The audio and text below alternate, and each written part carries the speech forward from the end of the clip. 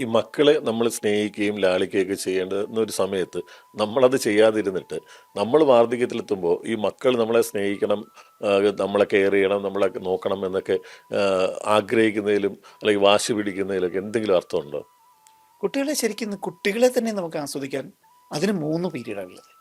വെറും 3 പീരീഡ്. അതായത് 3 പീരീഡ് എന്ന് വെച്ചാൽ ആദ്യത്തെ ഒരു 7 വയസ്സ് അല്ലെങ്കിൽ 8 വയസ്സ് വരെ അല്ലെങ്കിൽ 5 വയസ്സ് കുട്ടിക്കുള്ളൂ. ആ ഒരു കുട്ടിത്തത്തിൻ്റെ ഒരു പീരീഡ്. അതായത് വേറുന്നുണ്ട്. നമുക്ക് ആ കുട്ടി എന്ത് കാണിച്ചാലും ഭയങ്കര രസമായിട്ട് തോന്നുന്നു. നമ്മുടെ മുഖത്തേക്ക് തുപ്പിയാൽ പോലും അത് നമ്മൾ തമാശയായിട്ട് എടുക്കുന്ന. കാരണമെങ്കിൽ ആ കുട്ടി അതിനെ അയ്യേ അവനെങ്ങനെ കാണിച്ച് കണ്ടോ എന്ന് നമ്മൾ ആസ്വദിക്കുന്ന ഒരു കുട്ടിത്തത്തിന് കാലം. പിന്നെ ഇവൻ്റെ പഠനത്തിൻ്റെ അല്ലെങ്കിൽ ഒരു +2 അല്ലെങ്കിൽ ഒരു 10ാം ക്ലാസ്സിന് മുമ്പ് 9ാം ക്ലാസ് വരെയുള്ള പഠനത്തിൻ്റെ ഒരു സമയം. അതിന് നമുക്ക് വേറുന്നുണ്ട്. അതിന് അവരുടെ കൂടെ നിന്ന് അവരെ ഇങ്ങനെ ഇങ്ങോട്ട് വളർത്തിക്കൊണ്ടുവരുന്ന ഒരു എൻജോയ്മെൻറ്റ് പീരീഡ്. മൂന്നാമത്തെ ഒരു ഭാഗം വേറുന്നുണ്ട്. ഇവനെ എവിടെയെങ്കിലും നല്ല ഒരു കോഴ്സിലേക്ക് എത്തിച്ച് ഇവനെ ലൈഫിലേക്ക് എത്തിക്കാൻ കഴിയുന്ന പീരീഡ്. ഈ ഒരു 18 വയസ്സ് വരെ സത്യത്തിൽ ഒരു 3 ഡിഫറെൻ്റ് ആയിട്ടുള്ള രീതിയിൽ നമ്മൾ കുട്ടിയെ ആസ്വദിക്കുന്നുള്ളൂ. കുട്ടിയെ നമ്മൾ ശരിക്കും എൻജോയ് ചെയ്യാൻ നമുക്ക് കഴിയുന്നത് ഈ 18 വയസ്സ് വരെയുള്ളൂ.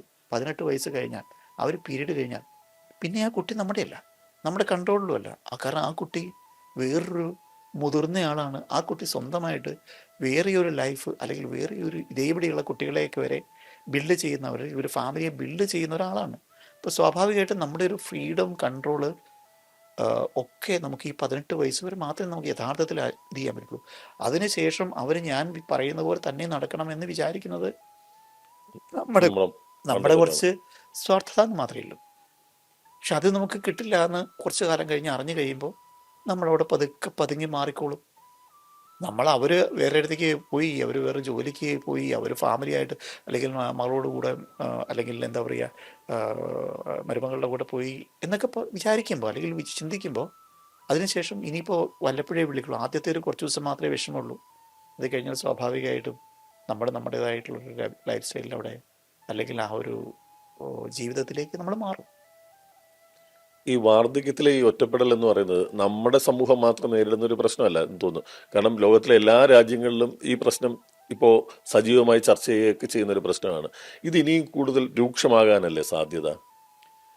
വാർദ്ധക്യത്തിലെ ഒറ്റപ്പെടൽ എന്നുള്ള സംഭവത്തിൽ കാരണം കുടുംബം എന്നുള്ള രീതിയിൽ കുടുംബത്തെ ഒരു ബന്ധങ്ങൾ എന്നുള്ള രീതിയിലുള്ള ഒറ്റപ്പെടൽ സ്വാഭാവികമായിട്ടും അതിനി ഒരു പരിധിക്കപ്പുറേക്ക് എത്ര കണ്ട് പ്രാക്ടിക്കൽ ആവുന്നില്ല. കുടുംബത്തുള്ള എല്ലാവരും കൂടി അവരുമായിട്ടുള്ള ബന്ധം അല്ലെങ്കിൽ മക്കളുടെ കൂടെ ഇരിക്കണം, മരുമക്കളുടെ കൊച്ചുമക്കളുടെ കൂടെ ഇരിക്കണം, അവരുടെ കൂടെ ജീവിക്കണം. സത്യത്തിൽ ഇന്നത്തെ കാലഘട്ടത്തിൽ എത്ര ശതമാനം അത് പ്രാക്ടിക്കൽ ആവുമെന്ന് പോലും അറിയില്ല.